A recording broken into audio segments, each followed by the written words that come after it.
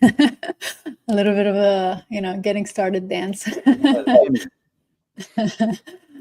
Just 1 second. So we go through all of the channels. Hello, everyone, and welcome. I am really excited to be here to have this more of an impromptu conversation with the Berkeley Haas Commencement Speaker, Paul Logan, who's here with me today. I'm so excited for this conversation. But before we get started, I just wanted to, just point you through a bit of housekeeping beforehand. So as obviously you may know, we always host events on Thursdays. Those are our sort of regular programming. This is a special event where we have a current student join from a business school, join us and talk about their experience in the MBA program. Today's topic is obviously, Berkeley Haas and the experience there. Paul has a lot to share with us in terms of what his experience has been and how he leveraged his time there to get to the next chapter in his career, and we'll talk more about that. And tomorrow, given that it's our Thursday event, we'll be talking about how to turn MBA conversations into admissions advantages. So if you are interested in,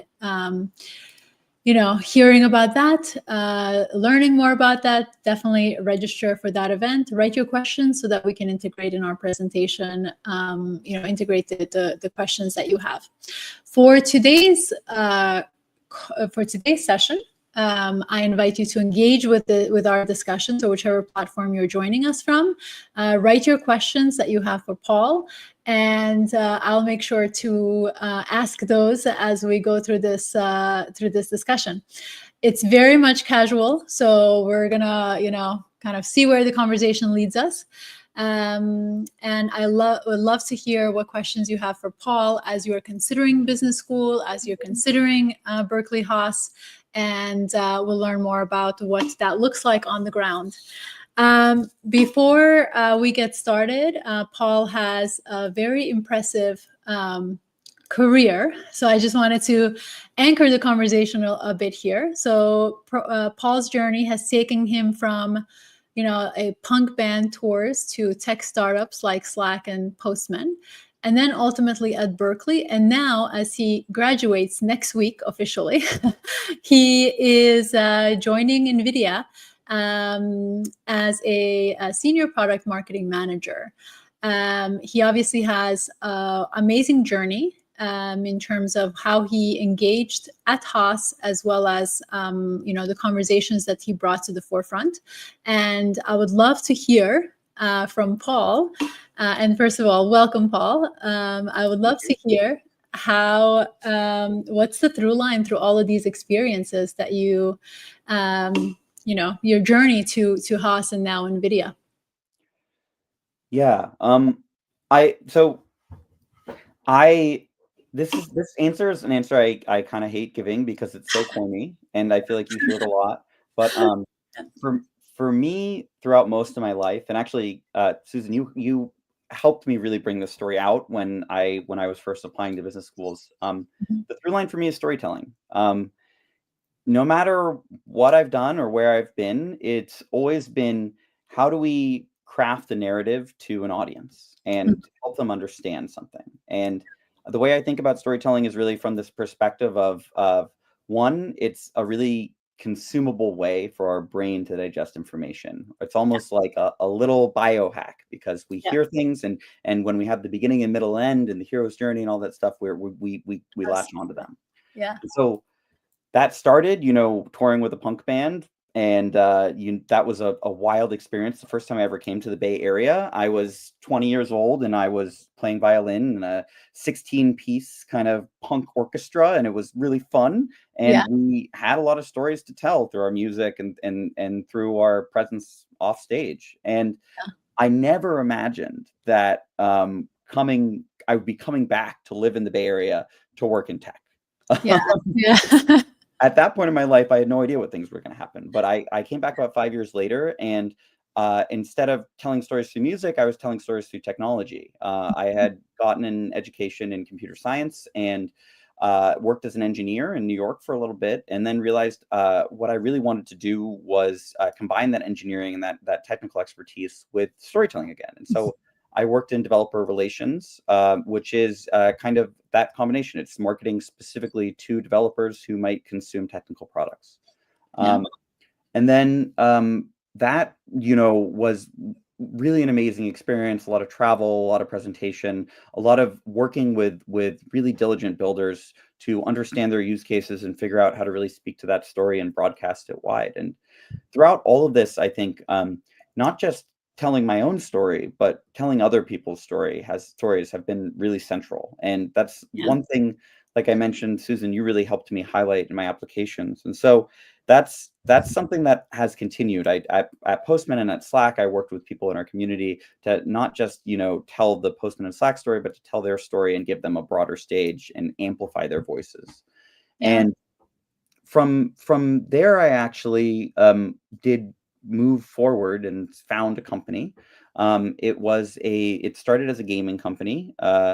Basically, I was creating a narrative technology game about through hiking the Pacific Crest Trail, which is something that I had done in a little bit of a gap period. And I unfortunately had a little bit of a hiccup in the founding process where my co-founder left. And this was in 2021 and early 2022, and we'd been experimenting with Stable Diffusion. Well, I guess back then it was called Disco Diffusion, but basically AI image technologies, and then pre-ChatGPT, OpenAI, like basically LLM tech. And so we were really on the forefront of that, and maybe even a little early.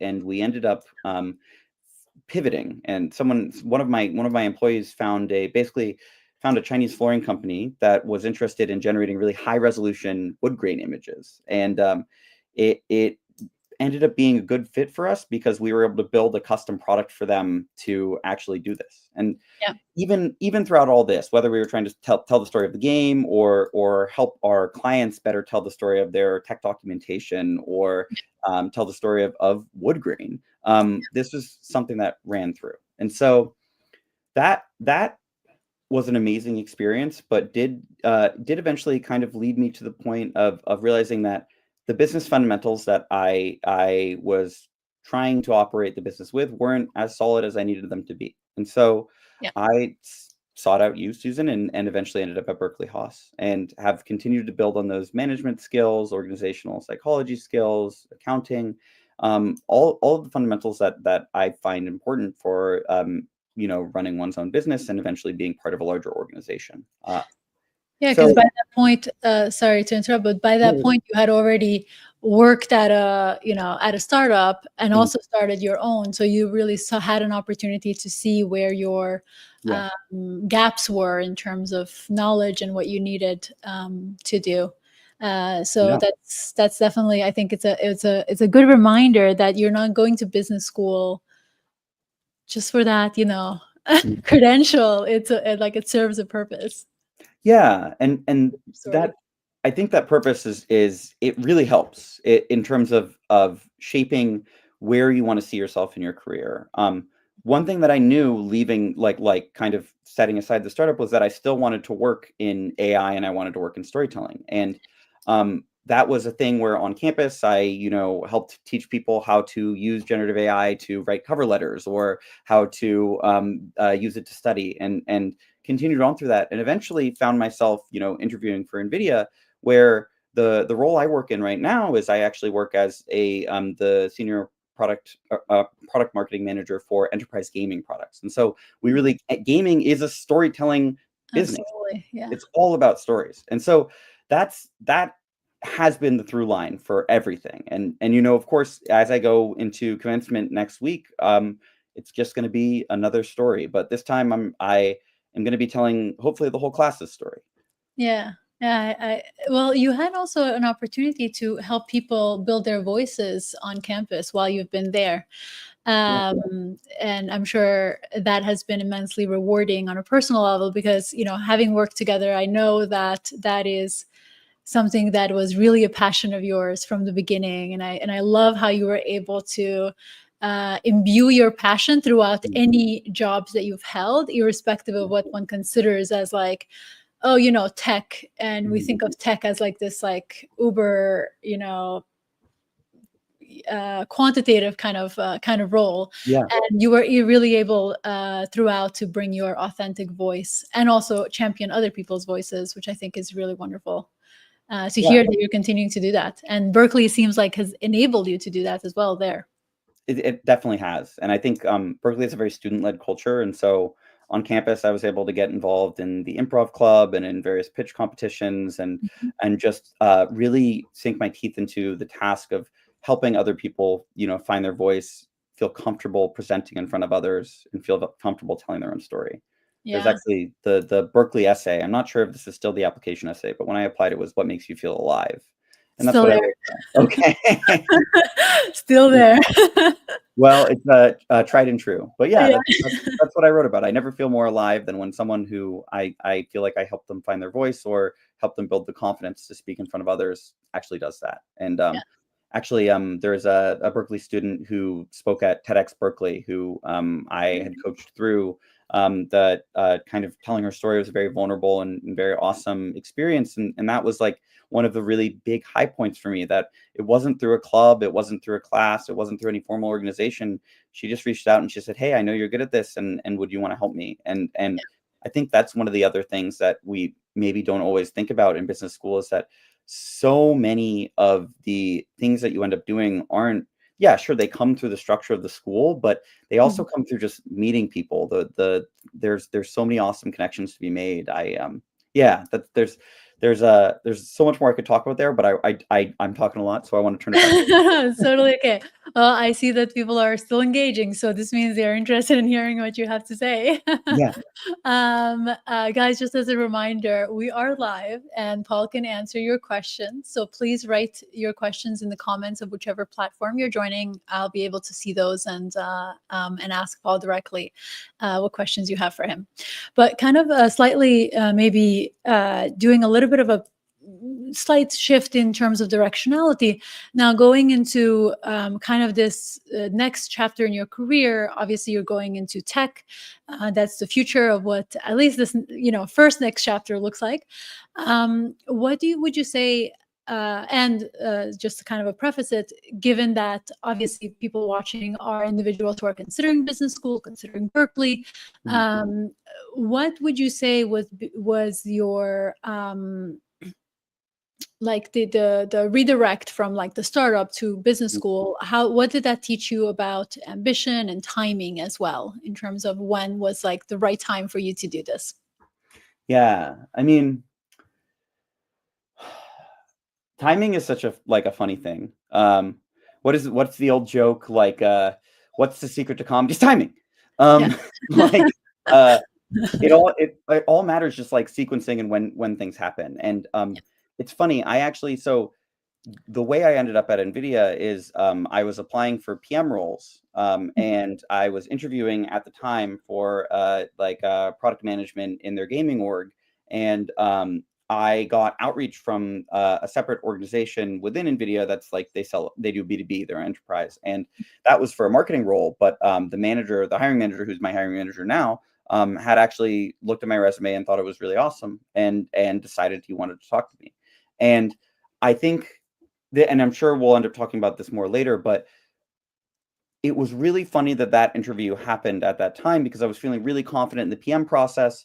And when we started talking, I was completely open, no equivocation, no nervousness. I just told it as it was, which is very much the NVIDIA culture. Yeah. And that was one of the best interviews I've ever had. And I went on to meet the rest of the team, and the entire time, that's kind of the attitude I carried forward. And I think if I hadn't been in this place where I was so set, I was like, I'm going to do this PM stuff, but sure, I'm always happy to talk about marketing because I love storytelling, and that's a passion of mine. It kind of snuck in through the side door, right? So when I eventually took the NVIDIA job, I had a standing offer from Amazon to go and be a PMT. And I was deciding, do I want to be a technical PM, or do I want to be a marketer? And my wife, bless her heart, was she said, you know, I will be so mad at you if you don't take this opportunity right now. You have this time, you have this internship, and you'll have a year after it to figure out if it doesn't work out, but try it. You were already doing PM stuff before. Why don't you just try doing pure marketing stuff? And so I tried it and I loved it, right? And so it's funny, the serendipity of it all in terms of redirection and timing. I think one of the most important things is because you're coached coming into the MBA to really have the set path. That's what admission offices want to see. They want to see that you have a plan and that you're going to execute on it. But I think a lot of the benefit that the MBA has to yield is actually serendipity.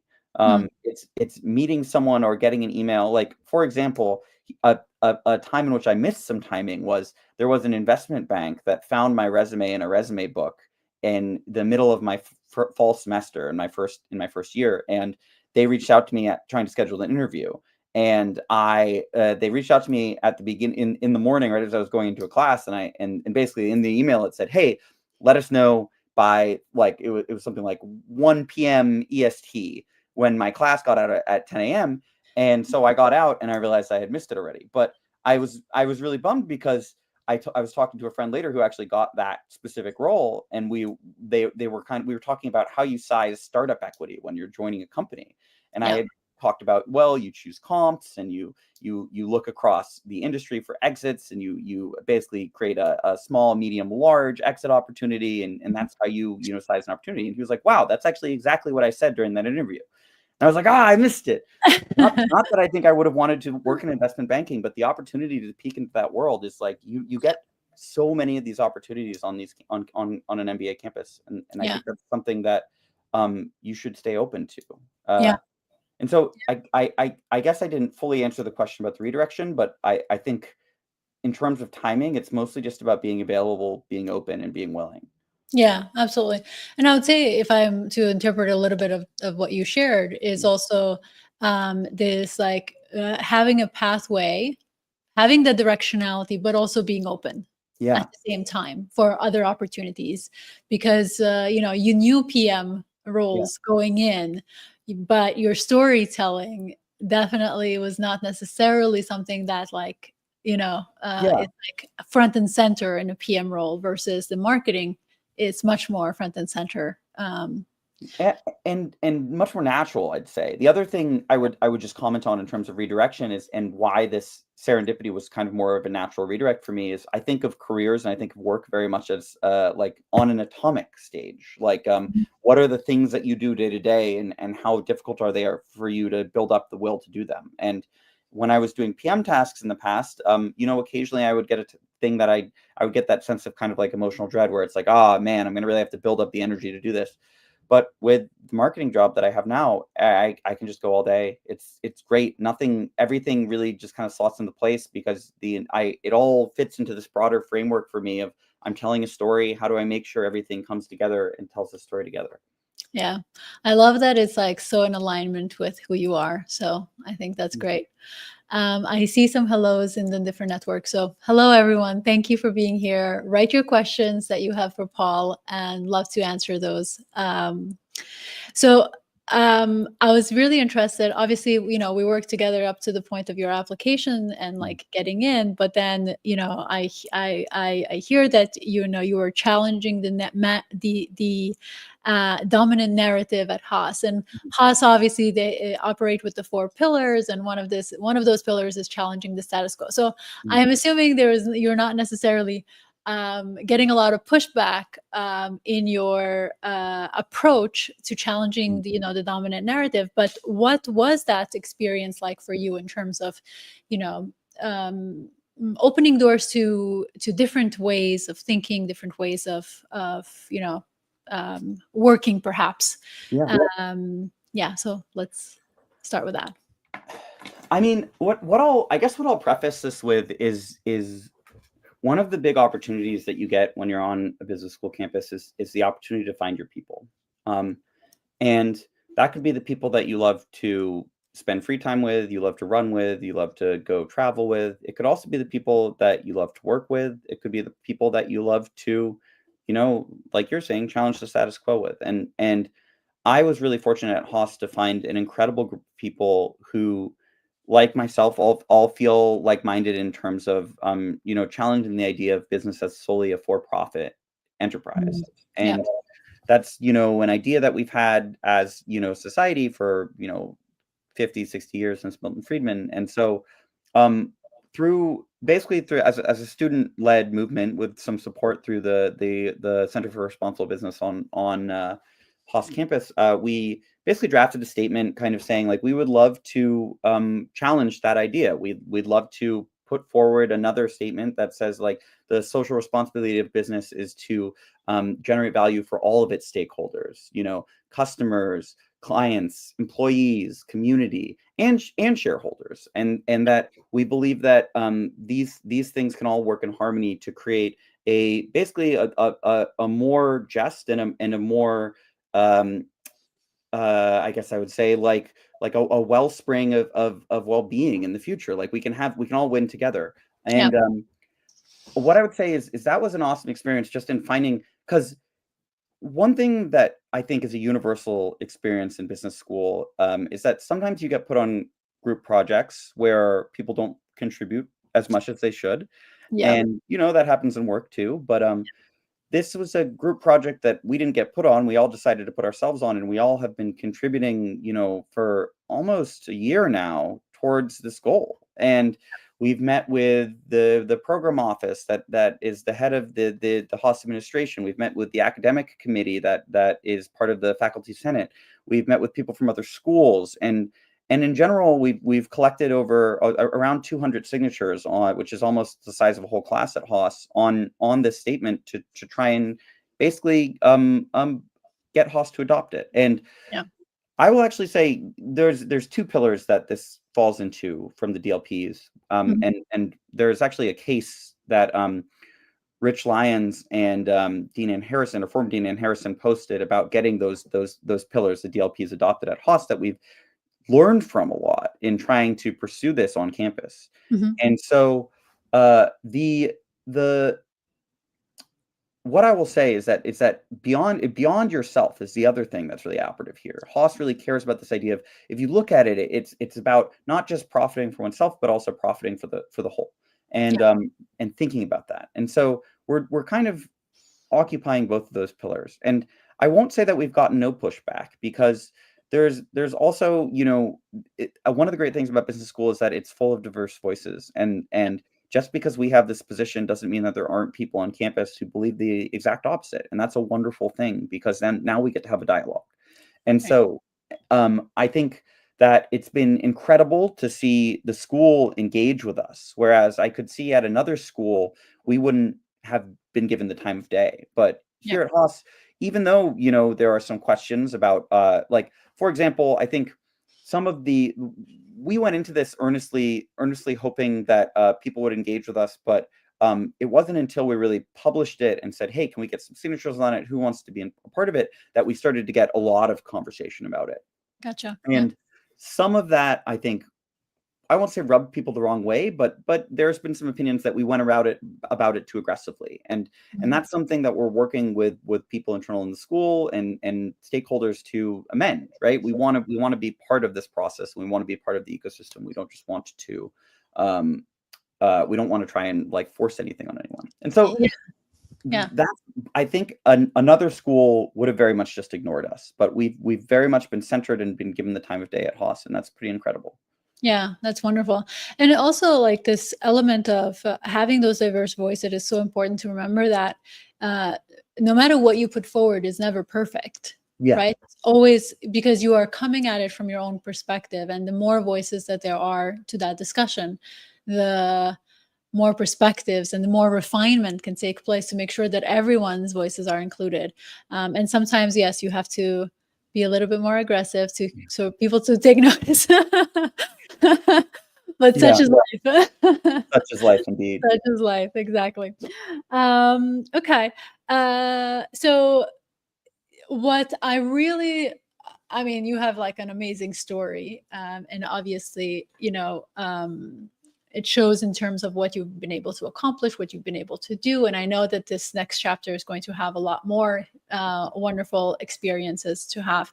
But you're also somewhat of a non-traditional applicant, right? And I hear, just being on the seat that I currently hold, I hear a lot of applicants who are a little bit nervous in terms of that non-traditional seat that they themselves hold, in terms of are they, competitive for these top-ranked business schools, top 20 business schools. What would you say to someone who is worried about that perceptions from the admission team in terms of the value of their experiences that are not perhaps business specifically related? Would it be okay if I spoke a little bit more broadly than just admissions teams in general? Yeah. I think this is a really important thing. So I coach a lot of people. I've helped like a fair amount of people on campus get tech jobs. In general, I love helping people kind of refine their narrative when they go into interviews and when they're applying to things. Kind of goes into the whole helping people tell their story part of stuff. And the one thing that I think I see a lot, especially from people who are from non-traditional paths. Like, for example, I have a friend who came from the military. He was a tech officer in the Marines for 4 years before coming to Haas, and he was really worried about not having the same background as the other people he was applying against. And he's just landed a great role in finance at a utilities commission in California, and it's his dream job. And one thing he said to me that is that I gave him a piece of advice that was extremely helpful, which is that you don't know what your employer, what your school admissions office, all of these things, you can get an idea of what they're looking for, but you never truly know what they are looking for. And there is this urge to try and be well-rounded.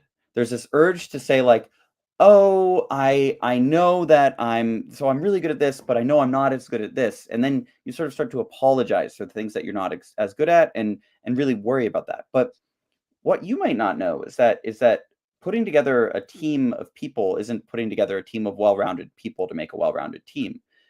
Well-rounded teams are made up of pointy people. They're made up of experts who together create a functional unit.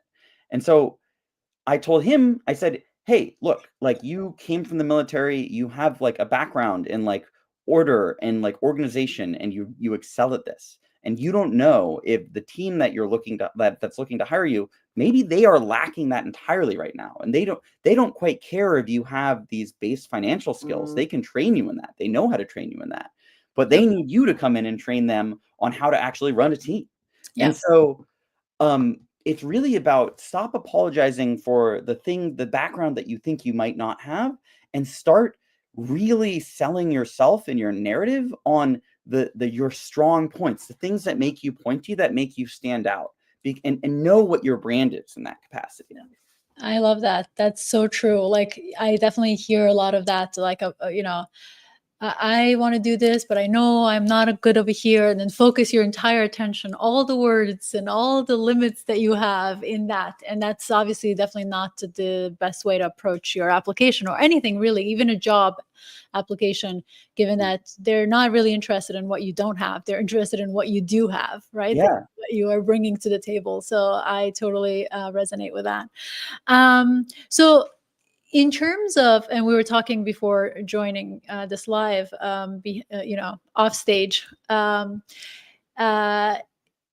Obviously, we are in a sort of like a geopolitical situation right now in terms of people may be worried about job placements. Obviously, you have a job lined up and already started working there, but I would love to hear your, obviously you have a community that you are a part of, and the conversations that ensue there. What is it looking like on campus in terms of placements coming up? What are students doing to make sure that they have jobs lined up for the next chapter in their career? Yeah, I mean, I think that there are a lot of interesting things going on. I think we have to fully acknowledge that it's a difficult macro climate right now in terms of seeking and finding jobs. Yeah.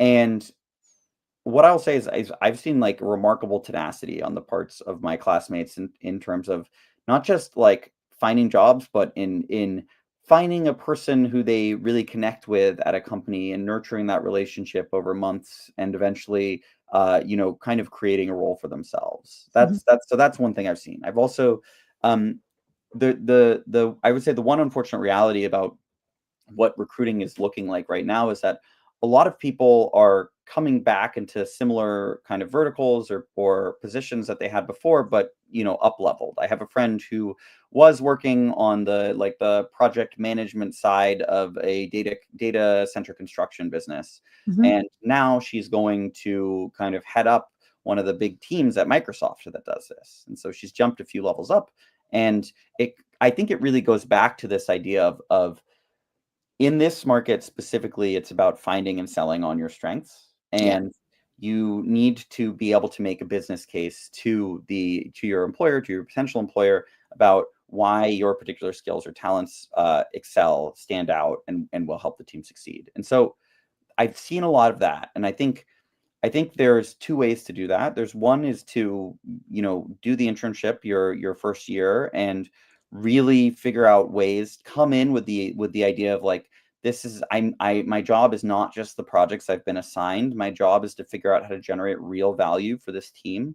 Mhm. That's one of the things I did last summer was really look at what are other avenues I could explore that would be productive and fruitful and make my team feel like they didn't just have an intern, they had a teammate.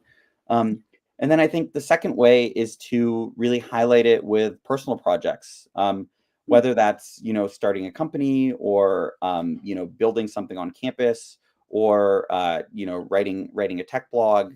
I've seen those things actually play out as well. Mhm. I have a friend who is he did the internship with me at NVIDIA and unfortunately didn't get a return offer from the gaming org. But in the past few weeks, he had been really upskilling and going to gaming conferences. He went to GDC Mhm. and writing content about this. And he in the past few weeks has secured uh, basically he got 2 interviews with Microsoft and 2 interviews with Meta, all in kind of the gaming space. And it's an amazing outcome for him because and I'm pretty sure he's almost through the pipeline on one of them. But that is something where it's like it's tenacity and there's like grit in it, but it's also you have to be a little lateral in your thinking in terms Yeah. of, hey, how do I really have things that I can talk about that showcase that pointiness, that showcase these standout features that I offer as a candidate. Yeah. Um, and Yeah. and I think people are pretty smart about it. But Yeah. yeah, So, and also it sounds like a lot has to also do with showing the way you think and the way you're going to add value, right? And yeah, especially in the market where there are more candidates and there are seats, yes, in a way, right? Uh, showcasing how you think and how that's going to bring value. It's definitely will make you stand out. So applicants going into the business schools this coming year yeah, and applying definitely has to think through, I would say, their own personal brand. yeah. Because at the end of the day, your thinking, the way you solve a problem is part of your personal brand.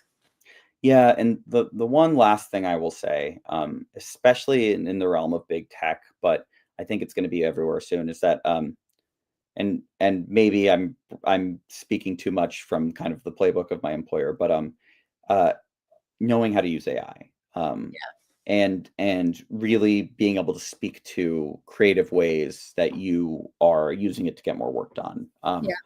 I think like what is the saying? You're not going to lose your job to AI. You're going to lose your job to someone who's using AI. And so if you can be that person who can come in and say, "Oh, actually, like I was curious about content marketing, so I dabbled, I vibe coded a little bit, and I put together an agentic framework that does content marketing for my little side project." That's something that will really raise eyebrows and get people to pay attention to you as a candidate.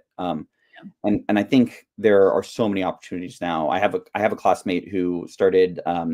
He doesn't know how to code, or he didn't know how to code before, but he used some of the new AI tools to put together an eSIM company that he's been running for the past year or so, which is incredible. And so I think just recognizing that we actually do have a lot more tools than we had, 5 years ago to get work done and to do it in new and unique ways. And being able to speak to that is important.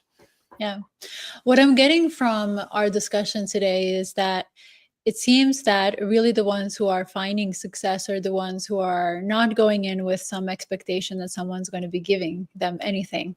You have to really know what you want, and then be, in a way, creative around how you go about getting those opportunities, being in front of those employers to get those opportunities. Is that something that you would say would represent the Berkeley experience, or? Yeah, I mean, the other thing is there's also, I think, I have another friend who was given an offer from an internship at Adobe and was unsatisfied with the basically unsatisfied with the offer. And she has a public policy background and was able to find a fellowship. I believe I can't remember which department it was, but a federal fellowship that would pay her to go and kind of split salary between a private employer and the government and work specifically in AI. And so she has landed a position that guarantees her at least a year at OpenAI, but apparently in the past those have converted to full-time roles. And so we also had a classmate who was helping on the Tim Walz Kamala Harris campaign and parlayed that into a policy role at OpenAI as well.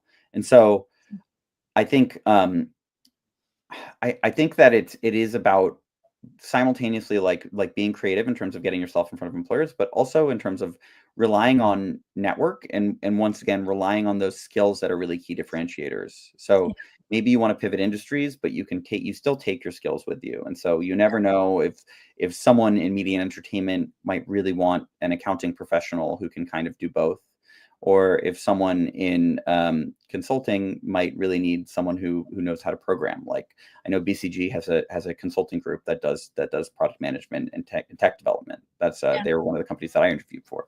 And so really thinking laterally and cross-functionally to figure out what is the intersection of your skills and where you want to be, and of course your network and who you can talk to that can get you the right conversations there. Open the right doors. And based on what you're sharing, it seems like Berkeley has done a good job in making sure that students who are, especially those not coming from tech, excluding you, who are not coming from the tech background, can gain those initial skills to be able to kind of have those foundational experiences, that because if we think about, every business is being impacted in one way or another by AI. So everyone leaving business school must have some kind of understanding of how to leverage AI for those next chapter roles. And you would say Berkeley has done a good job in terms of supporting those who didn't have that experience? I think the Berkeley community is one of the strongest communities I've ever been a part of in terms of making sure that our peers are prepared and ready to go into interviews. I spent a lot of time talking to people who are interviewing with tech companies just to make sure that they have, they're informed and they have positions on the topics that they might be asked about.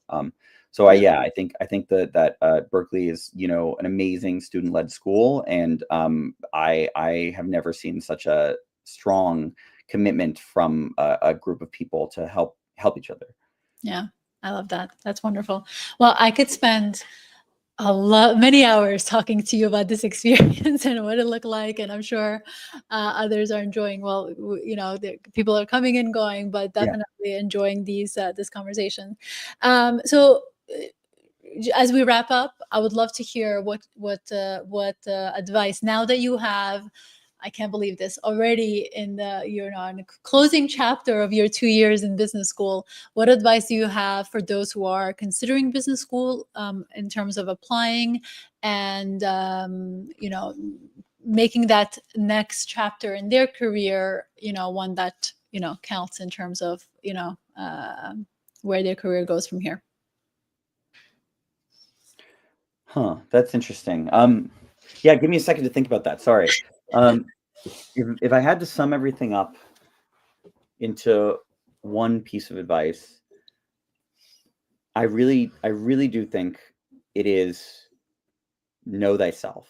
Like there is a big problem, I think, when you come into business school of I'm sure most people applying have heard of like the idea of the consulting trap.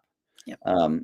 There are so many voices shouting very loud to try and get you to pay attention to them, to go and be a PM or a consultant or a banker or anything else. In Berkeley, a lot of that is towards climate and energy and sustainability. And I think the most important thing is to differentiate between what you want and what the people around you want. Because when you can really step back and say, no, I want to, so in my case, I want to be working with technology that tells stories. That's like key to, I never want to not be doing that. And so figure out what that is for you, and then stay as true to it as you can. Be willing to investigate side quests, right? Like have fun, like look into things, but do it with curiosity, not with urgency, if that makes sense. Like, because you only have 2 years, and it's so easy to spend, a quarter of that applying to a consulting job that you ultimately won't want. Or, vice versa, applying to a PM job that you would rather be a consultant. And it all really goes back to that pointiness idea, because if you don't really know who you are, what you want, and what you have to offer, then it's going to be really difficult for you to go in a direction. And so this is organizationally and individually. You need to have a clear vision of your identity, your message, your goals, your objectives. Yeah. Absolutely. Definitely, I agree. So important, because you can easily, like you're describing so many different opportunities that people can easily get sort of like sidetracked on, because it's shiny thing that like, and you said the voices, like they're shouting, pay attention to us. And that may not be necessarily what you personally want to do and where you find fulfillment and where you're able to make the greatest impact, because that's what you're passionate about. So spending time to reflect on oneself is definitely not wasted, because it will just make sure that the path that you choose, the path you walk on, is one that is most aligned with who you are and what your values are. Well, Paul, thank you so much. This was so wonderful to have this conversation, to get this insight from your Berkeley experience. I know that your conversation next week with your fellow classmates is going to be wonderful, and also congratulations on your NVIDIA role. I know you mentioned earlier that you've been doing it for a while now, but still, congratulations. Thank Now you. it's all coming to a close, and the next chapter officially begins. And thank you again so much for being a part of this community and sharing your insights. Guys, if you have any questions, please drop them in the comments. We'll be looking at them and then maybe messaging Paul if he can give some insights into that and share that along to you. And tomorrow I will be having another live session on this YouTube channel, talking about how to leverage conversations with representatives from your target schools. So if you are in the process of applying, whether round 1 or round 2, definitely join, register on our website, caadmissions.com, and write down your questions so that I can make sure that your questions are integrated into our presentation. Well, again, Paul, thank you so much, and we'll talk again soon. Thank you so much, Susan. Thanks. It's been a pleasure.